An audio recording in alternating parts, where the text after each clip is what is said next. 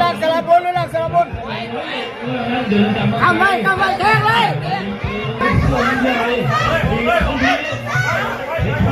เอาเลย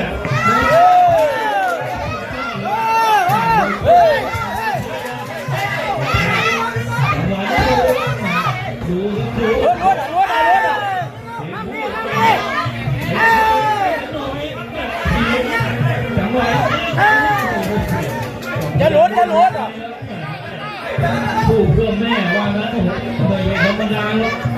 มีความจะตั้งมือเป็นตัวเวทียอดเยี่ยมเอาทำได้ทำเลยครับต่อไปดีเล็กน้อยต้องก้าวก็วันนี้ได้รับเกียรติจากท่านจาก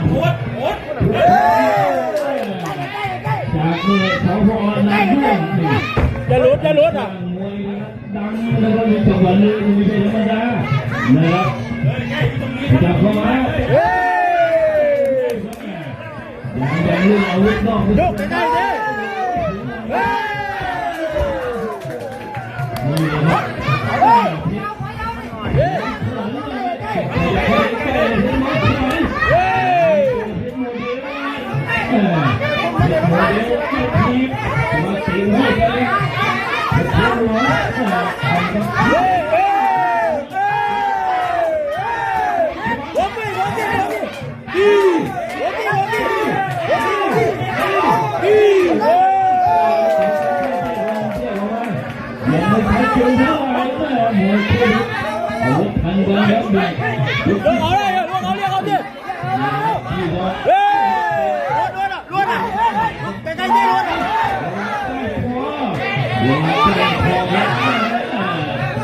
น้องมวยคู่นี้เอาทำให้เพื่อนเฮ้ยลุ้นใกล้ๆลุ้นอ่ะอย่าลุ้น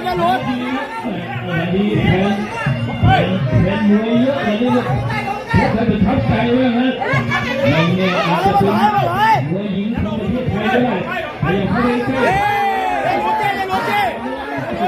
เดี๋ยวทำกันดิ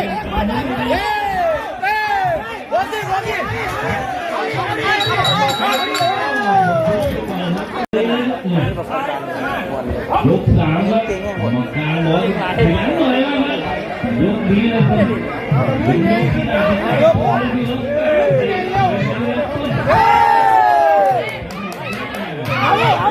้ย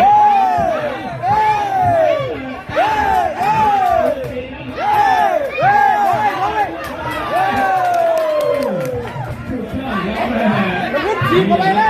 ทีม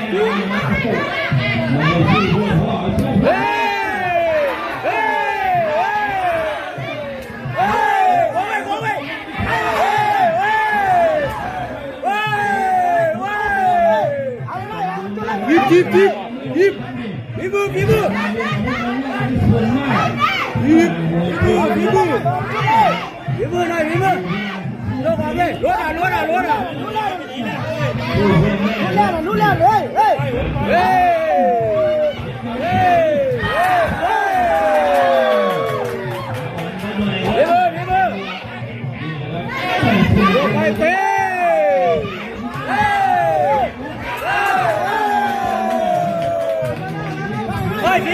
ยพี่มือทีมจะบอกพี่มือ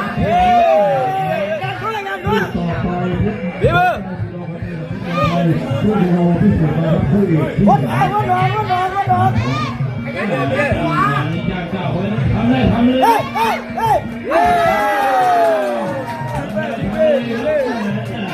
โยกเว้ย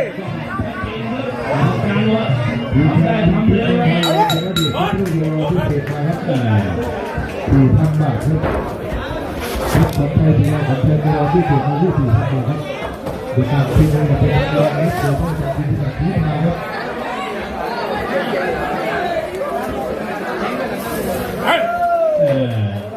ในทางมุมแดงนะยอดเยี่ยมมากครับนี่ครับเพชร